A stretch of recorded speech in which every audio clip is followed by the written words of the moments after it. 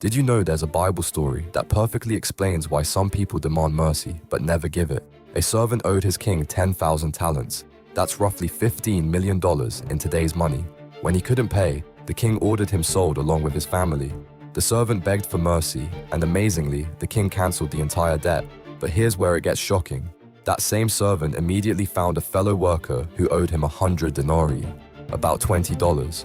He grabbed him by the throat and demanded payment. When the man begged for mercy, the servant had him thrown in prison. The king heard about this and was furious.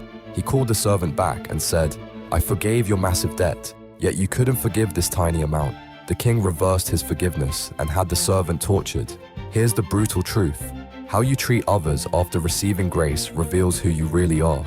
If you demand understanding when you mess up but show no patience when others fail, you're missing the entire point. Grace received should always multiply into grace given.